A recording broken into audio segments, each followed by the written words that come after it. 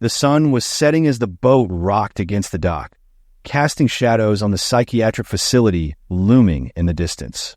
It had been an exhausting journey, and I could feel the weight of the case pulling at my mind. Missing patients weren't uncommon, but something about this one felt different. My partner, Sam, stood next to me, his face as hard to read as ever. We had been working together for years, but there were always pieces of him I couldn't quite understand. The facility sat on a secluded island, miles off the coast. It was the kind of place people didn't leave unless they were released. The patient who disappeared, James T., was a long-term resident, a dangerous one, if the reports were true. The psychiatric staff seemed agitated as we walked in, whispering and avoiding eye contact, which only heightened my sense of dread. Dr. Collins, the head psychiatrist, greeted us with a smile that didn't quite reach his eyes. "Thank you for coming," he said, shaking our hands. "I hope you understand the delicacy of this case." Sam and I nodded, exchanging a glance. We had seen our share of sensitive cases, but this one had an air of secrecy that gnawed at me. As we toured the facility, the tension grew thicker. Every hallway, every locked door felt like a piece of a puzzle I couldn't yet see. Hours passed as we dug deeper into James T.'s history. Records indicated violent episodes, but what bothered me more was the lack of detail. It was as if someone had scrubbed the files clean of anything significant. Every time I asked about his past, I was met with vague answers. And then there was Sam. He had been quiet, quieter than usual. His face twitched occasionally, his eyes distant.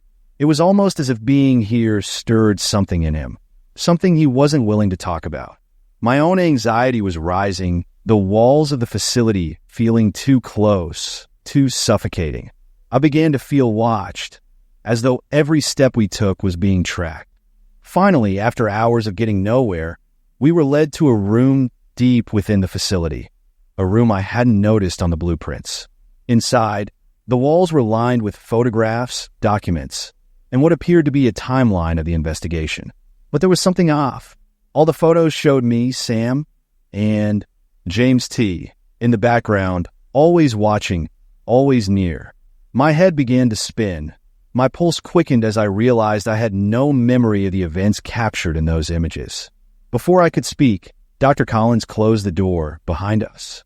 "You see, this isn't a regular investigation," he said, his voice calm, but with an edge that made my skin crawl. James T. never escaped. I stared at him, confused, trying to make sense of his words. "This is all part of your therapy," he continued. "You are James T."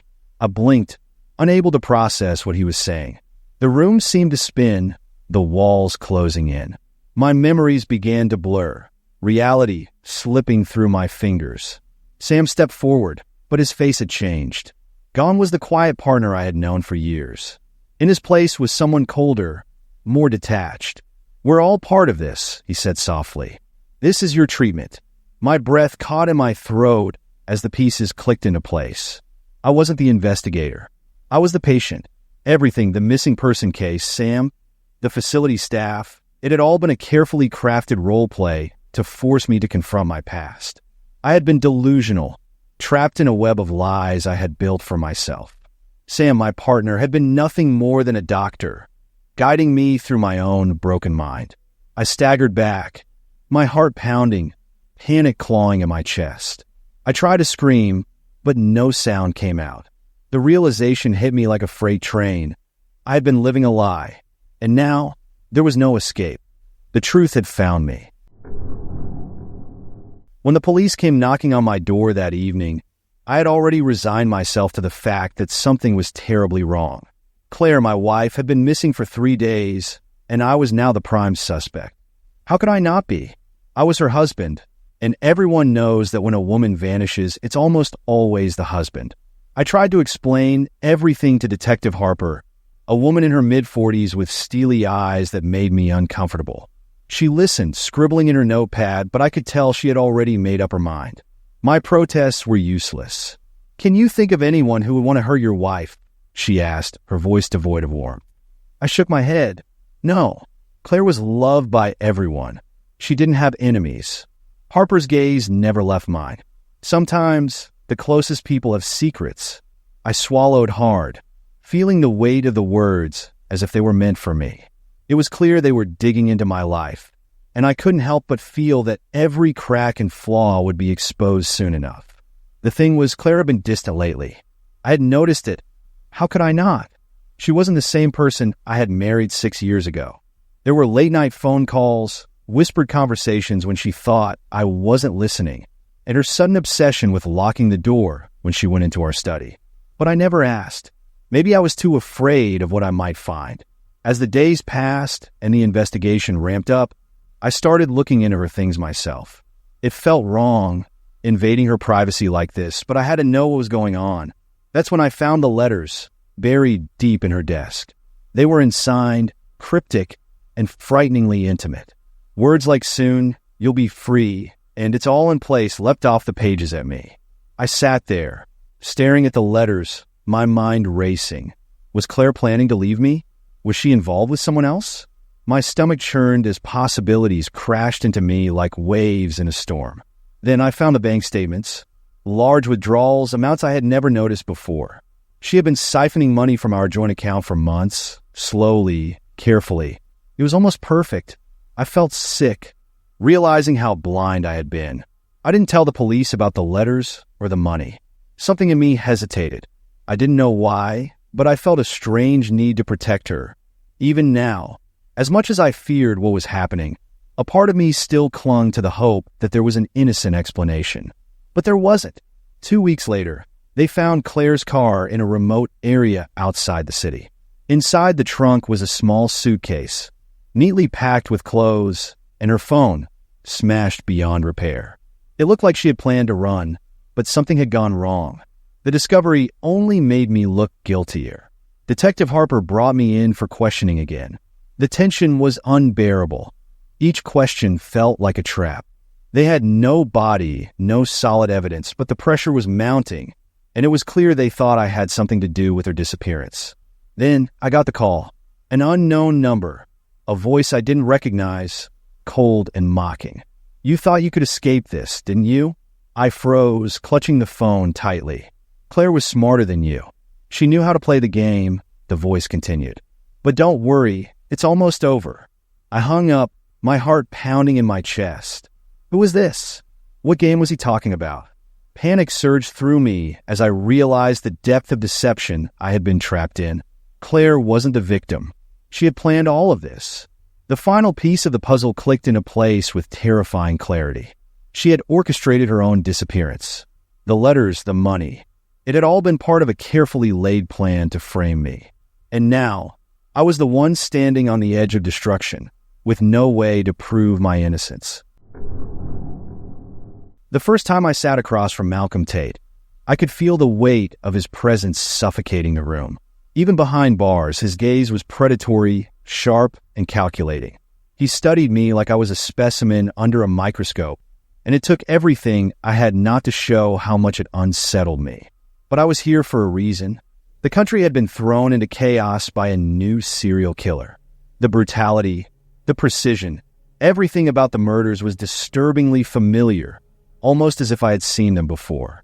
That's when the higher-ups sent me to talk to Tate, the most infamous killer I had ever studied. He had been behind bars for over a decade, but the resemblance between his past crimes and these new ones was undeniable. Agent Miller, Tate said with a grin, leaning back in his chair. I've been expecting you.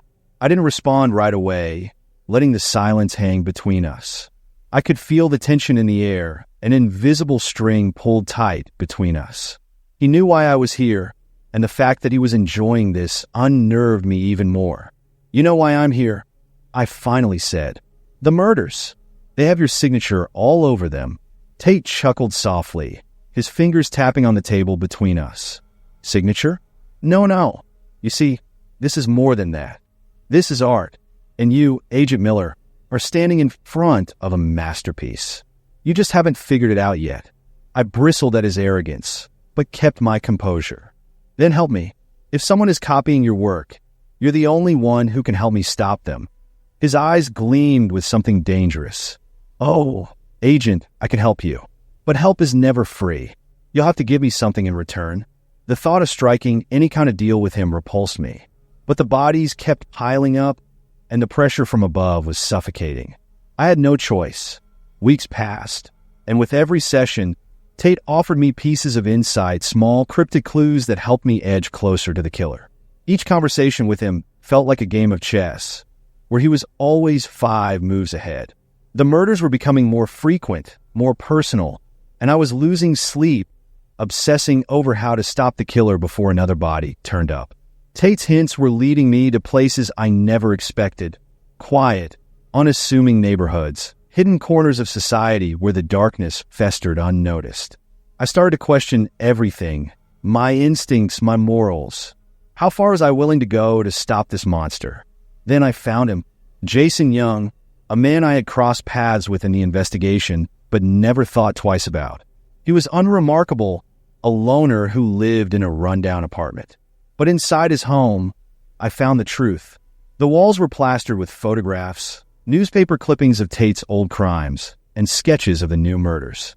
It was as if the two killers were one and the same. That's when it hit me. Jason wasn't just a copycat.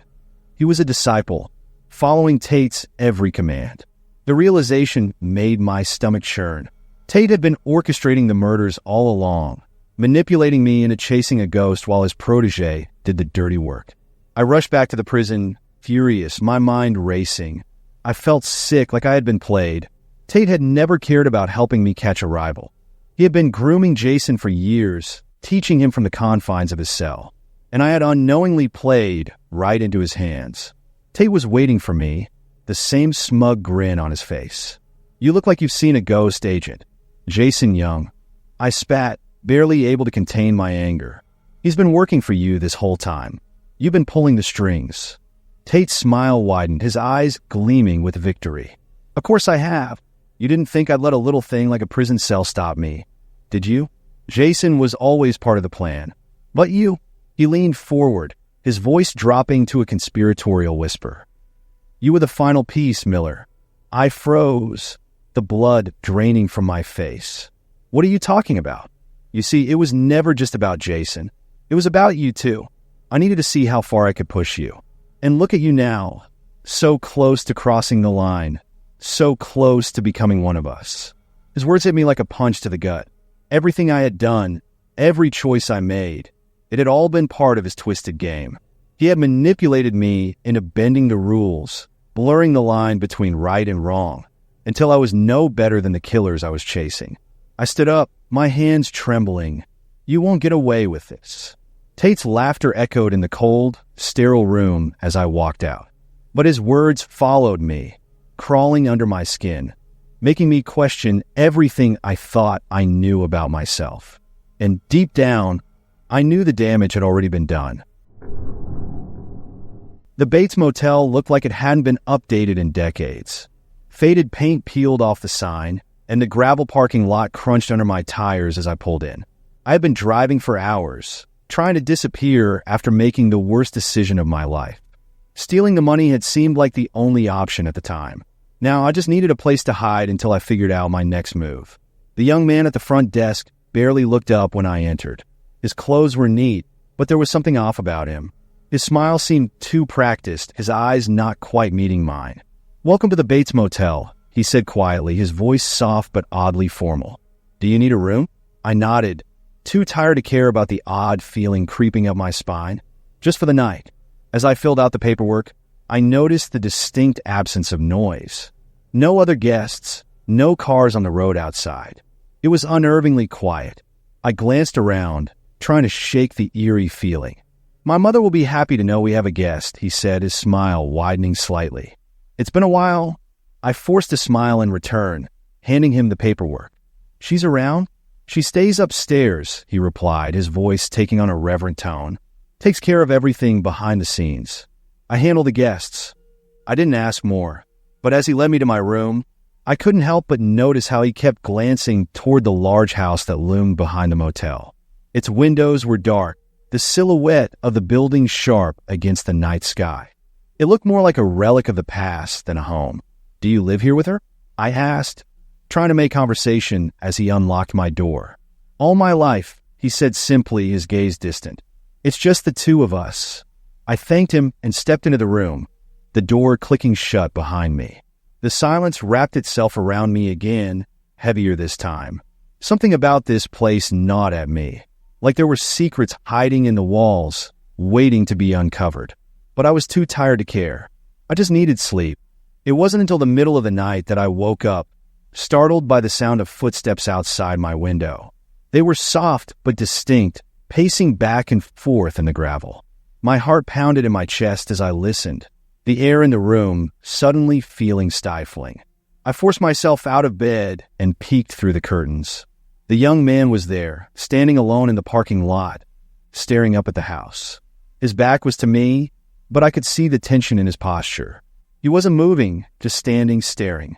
Then from the house, I saw a figure appear at the window, a silhouette of a woman, standing perfectly still, watching him. I backed away from the window, trying to calm my racing heart. It was none of my business. The last thing I needed was to get involved in someone else's strange family drama. I lay back down, pulling the covers over me, trying to ignore the feeling of being watched. The next morning, I went to check out, hoping to leave without any more strange encounters. But as I approached the front desk, the young man wasn't there. The lobby was empty. I called out, but no one answered. Curiosity got the better of me, and I found myself walking toward the house, glancing back at the motel, half expecting someone to stop me. The door to the house was slightly ajar, creaking as I pushed it open. "Hello," I called, my voice sounding small in the heavy silence. I stepped inside, the air thick with dust and the faint scent of mildew. The place felt abandoned, like it hadn't been lived in for years. But everything was neatly arranged, as if someone had once tried to keep it pristine. I ventured further in, and that's when I saw it. On the wall were old family photos. I stepped closer, squinting to make out the faces. There was the young man as a child, standing next to an older man and woman. But there was no sign of the mother he had spoken of so reverently. Just the stern face of his father, his mother nowhere in the family portrait. I moved through the house, unease growing with every step. At the top of the stairs, I found a door slightly cracked open, leading to what appeared to be a bedroom. Inside, the bed was perfectly made, but the room was cold, devoid of life. Suddenly, I felt a presence behind me. My heart nearly stopped as I turned to find the young man standing in the doorway, his eyes wide and filled with a strange mixture of fear and confusion. "You weren't supposed to see this," he whispered. I took a step back, my mind racing. "Where's your mother?" His lips trembled. She's here," he stammered, his voice shaking. "She's always here." I looked at him, the realization dawning on me. There was no mother. She never existed. Everything, the stories, the reverence, it was all a fabrication. A twisted creation born from a mind shattered by trauma. "She's not real, is she?" I asked, the words heavy. He shook his head slowly, tears welling in his eyes. "I needed her," he whispered, his voice breaking. "She protected me from them." I didn't need to ask who he meant. The bruises on his childhood photos, the absence of his real mother, the silence that wrapped around this place like a shroud, it all made sense. He had created her, built her in his mind to escape the horrors of his past. And now, that creation had taken on a life of its own, controlling him. Before I could say anything else, he turned and fled, disappearing into the depths of the house. I stood there, paralyzed, knowing I had just uncovered something darker and more tragic than I had ever imagined. And in that moment, I realized he wasn't just a killer. He was a victim of his own mind, haunted by the ghosts of a past he couldn't escape. The theater lights were dim as I stood in the center of the stage, my breathing heavy, my legs trembling with exhaustion. Sweat trickled down my back, but I didn't dare falter. I couldn't afford to slip. Not now, not when I was so close. The prestigious role of the Swan Queen was within my grasp, and nothing, no one, would take it from me. Across the room, I could see her, Emily, my rival, my shadow. She had been there from the beginning, always a step ahead of me, always threatening to take what I deserved. Every rehearsal, every audition, she was there, outshining me with her flawless technique and effortless grace. I hated her, I hated how the instructors would glance at her with admiration, how her name seemed to linger on everyone's lips as if she were some kind of prodigy. It drove me mad, fueled my obsession to push myself harder longer. I spent hours in the studio, long after everyone else had left, practicing until my feet bled, until my muscles screamed in agony. But it was never enough. She was always one step ahead, no matter how much I sacrificed. "You're too rigid, Sophie," Madame Elena would say, her eyes always drifting toward Emily with that look of approval. "You need to relax, let the movement flow." But how could I relax when Emily was watching, waiting to outdo me? Tonight was the final rehearsal before the casting announcement. I watched as Emily took her place across the stage, her gaze cool and confident. The sight of her twisted something deep inside me, a mix of fear and loathing that I couldn't shake. I needed to beat her, to prove that I was the better dancer. My entire career hinged on this moment. The music began, and I threw myself into the dance, my movements sharp and precise. Every pirouette, every leap was executed with perfection, but it didn't matter. I could feel her behind me, always there, always better. No matter how hard I pushed, I could never escape her presence. By the time the rehearsal ended, my body was screaming for rest. I staggered off the stage, my chest heaving, but I couldn't bring myself to leave. I watched as Emily spoke with Madame Elena, their voices low, their expressions unreadable. What were they saying about me? Was she taking my role? As I approached, I saw Emily turn toward me, her eyes narrowing. "You'll never be good enough, Sophie," she said, her voice dripping with contempt. "You're wasting your time." I clenched my fists, my nails digging into my palms. This wasn't how it was supposed to go. I had practiced harder, sacrificed more. I deserved this. That night, I didn't sleep. My mind replayed every moment of the rehearsal, every interaction with Emily, every slight glance from Madame Elena. It was tearing me apart, and I knew that if I didn't do something, I would lose everything. The next day, I arrived at the theater early. The corridors were quiet, and I found myself standing outside the costume room, staring at Emily's dressing space. Her name was printed neatly on the door. Emily Harrison, a name that had haunted me for months. But something strange happened. As I reached for the door, it creaked open on its own, revealing an empty room. No costumes, no bags, nothing to indicate that Emily had ever been there. A chill ran down my spine. I searched the room, my heart pounding, but there was nothing. No sign of her, no belongings. I rushed to the instructor's office, desperate for answers. "Where is she?" I demanded, my voice shaking. "Where's Emily?" Madame Elena gave me a confused look. "Emily," she asked slowly. "Sophie, what are you talking about?" I stared at her, my breath catching in my throat. "Emily Harrison, my rival. She's been competing with me for the Swan Queen role." She's been, but Elena's expression didn't change. "Sophie," she said, her voice soft, "there is no Emily Harrison." I stumbled back, the room spinning. "No, that's not possible," I whispered, my mind racing. She's been here this whole time. We've danced together. We've fought for the role." But Elena just shook her head, pity filling her eyes. "Sophie, you've been the only one in contention for the role for months. There's no one else." My heart dropped into my stomach as the truth began to sink in. Emily, she wasn't real. She had never been real. Every confrontation, every battle for the role, it had all been in my head. I had created her a manifestation of my own fears, my own perfectionism. I stumbled out of the office, my mind a whirlwind of confusion and horror. All this time, I had been sabotaging myself, pushing myself to the brink of madness, fighting against an illusion. The sleepless nights, the bloodied feet, the isolation, it had all been for nothing. As I wandered through the empty theater, I caught sight of myself in the mirror, and the reflection that stared back was unrecognizable. The dark circles under my eyes, the hollow cheeks, the broken girl who had driven herself to the edge. In my obsession to be the best, I had created my own worst enemy. And now, I was standing alone, lost in a battle I had waged against my own mind. I had destroyed myself. and there was no one left to save me. The first time I saw them, it was just a glimpse, a fleeting moment as the subway doors closed.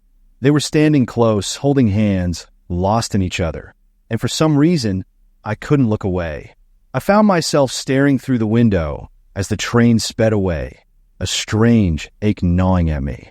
I told myself it was nothing, just a couple on their commute, but something about them clung to me, deep and unsettling. The days blurred together after that. My routine was monotonous, mechanical. Wake up, get on the train, work, come home. I lived alone in a small apartment that barely felt like mine. My life had shrunk into a narrow, repetitive cycle, but they kept showing up. Every morning, I'd see them on the subway, standing together, laughing, whispering in each other's ears. They were always on the same train, always in the same spot. I couldn't help but watch, wondering about their lives, their story. It became an obsession. I began rearranging my schedule just to see them.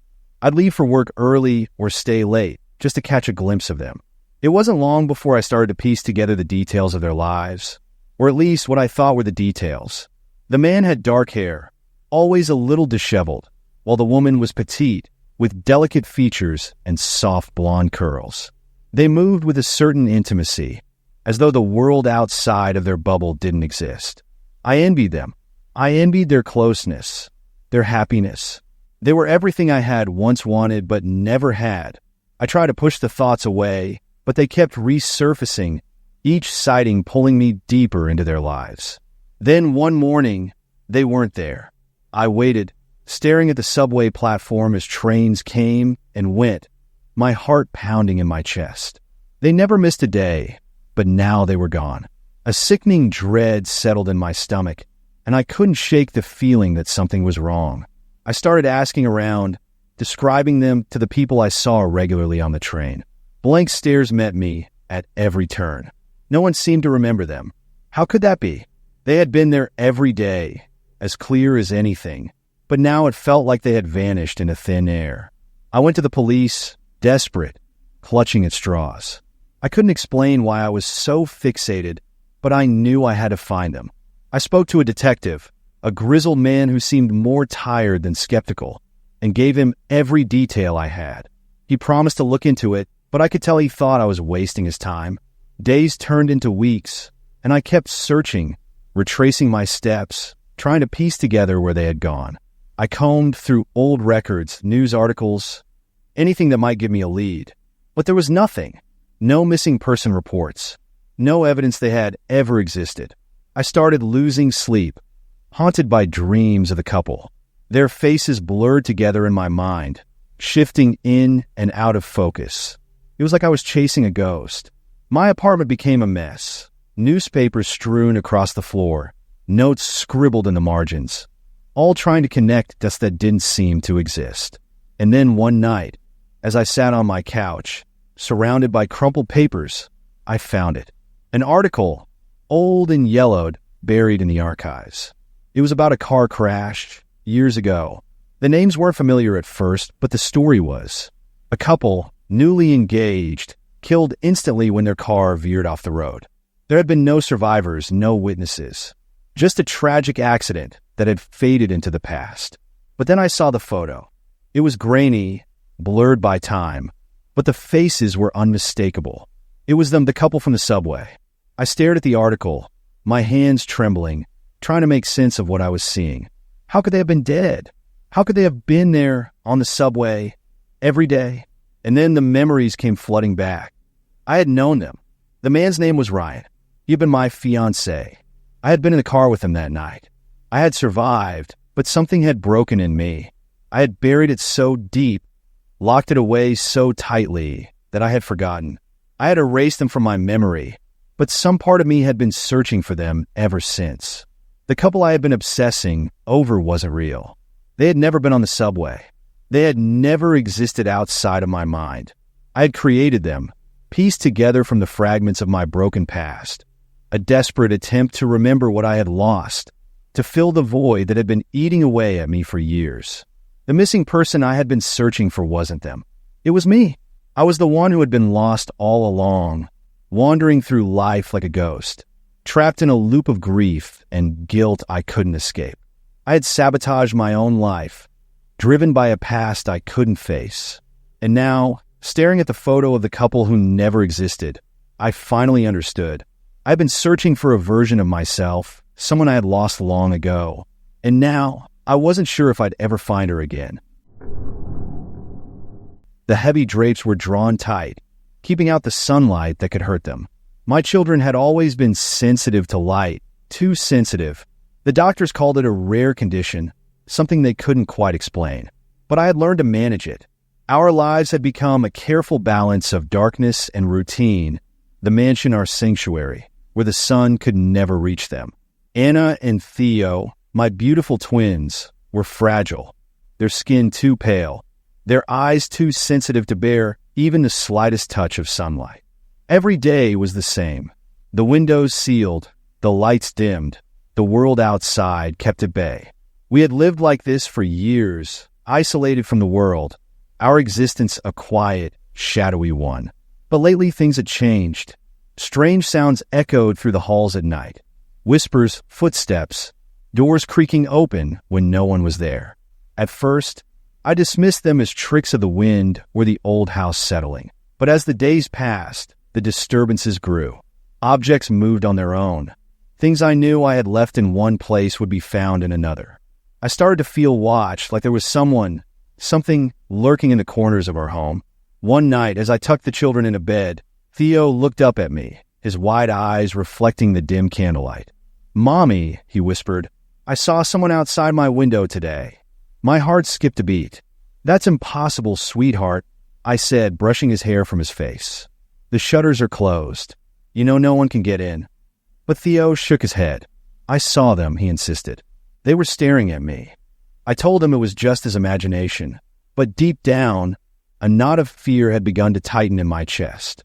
I couldn't shake the feeling that there was something wrong, something I wasn't seeing. That night, I heard it again, the creaking of floorboards, the murmur of voices, but this time, it wasn't coming from the empty halls. It was coming from the children's room. I rushed down the corridor, my heart pounding, and burst into their room.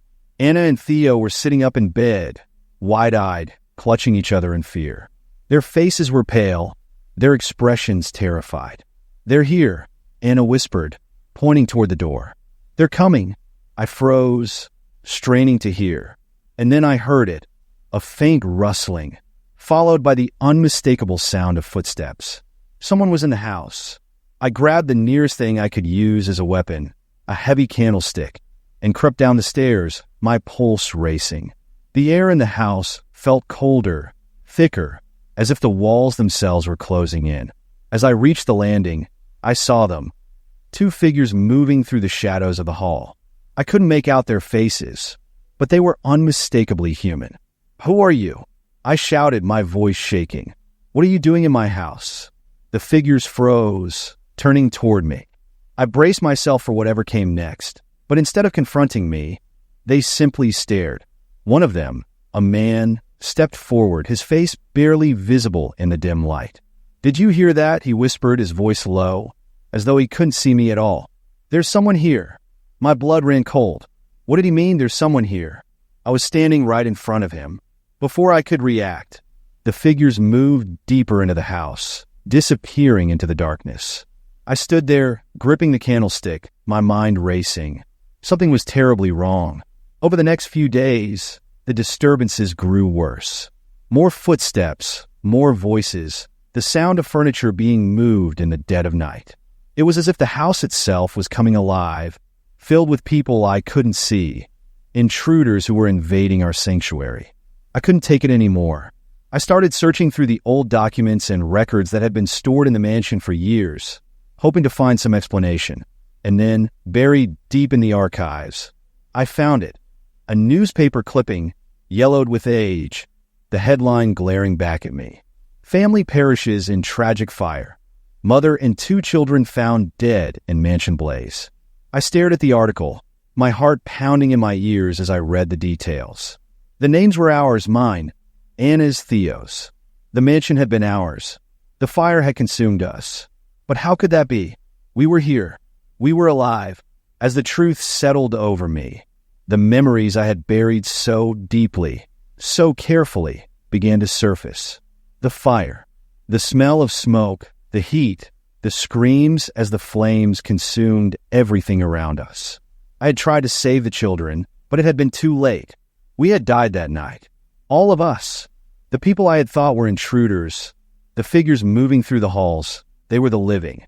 They were the ones who had come to claim the mansion, unaware that it was haunted by us, the ones who had never left. We were the ghosts. I collapsed to the floor, the weight of the realization crushing me. All this time, I had believed I was protecting my children, shielding them from the world outside. But there was no world outside for us anymore. We were the ones trapped, haunting this house, clinging to a life that had long since ended. As I sat there, the sound of voices drifted through the halls again, the living moving about the house, unaware of the tragedy they had disturbed. I looked up, knowing there was no way out for us. We were the ones haunting the mansion, and there was nothing we could do to stop it. The smell of rain clung to the night air as we stood outside the warehouse, waiting for the signal. This was it, the moment we had been working toward for months. We were about to catch the monster who had terrorized the city for far too long, leaving behind a string of bodies, each one marked by one of the 7 deadly sins. We were so close now, we could feel it. I glanced at my partner, Jake. He was tense, his jaw clenched, but his eyes were hard with determination. We've been chasing this killer for over a year, always one step behind, always just missing him. But not tonight. Tonight, we would catch him. Inside the warehouse, shadows danced against the walls, the faint flicker of light barely cutting through the darkness. I could feel the weight of the place pressing down on me. It reeked of something sinister, like the walls themselves were saturated with the evil that had been done here. We moved in, guns drawn, creeping through the corridors. The floor was slick with water from the rain that had seeped in, and every step echoed ominously through the vast, empty space. "Stay sharp," Jake whispered, his eyes scanning the darkness. We had received a tip earlier that day, a tip that had led us here. It felt too easy, too convenient, but we didn't have a choice. We couldn't let him slip through our fingers again. As we rounded a corner, we saw it. A body laid out in the center of the room, blood pooled around it. It was the latest victim, no doubt. The sin was carved into his chest. Wrath. My heart raced as I knelt beside the body, checking for signs of life. But he was long gone. "This is the last one," Jake said, his voice tight with anger. "He's done. We've got him." I nodded, but something felt off. The room was too quiet, too still. It was as if the killer was watching us, waiting for something. And then, from the shadows, he stepped forward. The killer, known as Lucas Greer, emerged from the darkness with a smile on his face. A smile that made my blood run cold. He didn't look afraid. In fact, he looked almost satisfied. "You're late," he said calmly, his voice smooth and unnervingly relaxed. "Put your hands where I can see them," Jake growled, leveling his gun at Greer. "It's over." Greer didn't move. "Oh, it's far from over, Detective. In fact, it's just about to begin." I stepped forward, my finger hovering over the trigger. "Shut up. Hands in the air. Now." But instead of complying, Greer turned his gaze toward me, his eyes gleaming with something dark and knowing. "You still don't get it, do you?" he said, shaking his head in mock disappointment. "This wasn't just about the 7 sins. This was about you. Both of you." My stomach twisted. "What are you talking about?" Greer's smile widened, and the air seemed to thicken with tension. "I've spent years planning this. Every victim, every sin, it was all leading up to this moment. You see, there's one sin left. The final one. Wrath," Jake said coldly. "That's the last one." Greer chuckled softly. "No, Detective, you are the last one." The words hung in the air, suffocating me. I glanced at Jake, but he was still focused on Greer, his gun steady. "What the hell are you talking about?" Jake demanded, his voice laced with fury. Greer's eyes locked onto mine. You've been a part of this from the beginning, Detective. The embodiment of pride. You always thought you were above the rest, didn't you? Always thought you could outsmart me, beat me in my own game. But you were never in control. I felt the floor drop out from under me. Pride, the sin I had never seen coming, the one that had been staring me in the face the entire time. Jake stepped closer, the tension between us palpable.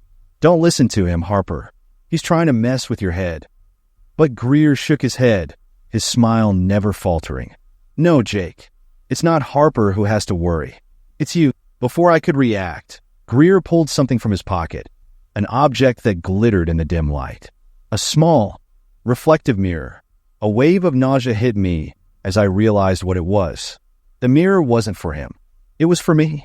You've always had that temper, haven't you, Jake? Greer continued, his voice a soft purr. Always so quick to anger, so eager to prove yourself. Wrath embodied. The pieces fell into place, and I felt my heart race with dread. Greer had orchestrated everything, every death, every sin. And now, he was pushing us toward the final act, one that would complete his twisted design. I turned to Jake, my breath catching in my throat. Don't do it, I whispered, the realization of what was about to happen crashing over me. He's trying to make you, but it was too late. Greer's taunts had done their job. Jake's hand trembled, his grip on the gun tightening. I saw the rage in his eyes, the raw fury bubbling beneath the surface, just waiting for an excuse to explode. Greer's smile grew wider as he spread his arms, inviting the inevitable. Come on, detective, he whispered. Finish it. Fulfill your role. Everything seemed to slow. Jake's finger tightened on the trigger. I moved toward him, shouting for him to stop, but the words felt slow, thick. And then the gunshot rang out, shattering the silence, cutting through the tension like a blade. Greer collapsed to the ground, his smile still etched on his face, his blood pooling around him. The final sin, wrath, had been completed. I stood there, staring at Jake, the reality of what had just happened crashing over both of us. Jake had become part of Greer's grand design. He had been manipulated, pushed to the edge, and now he had done exactly what Greer had planned all along. And I had been complicit. The cycle of sin was complete. Greer's legacy fulfilled.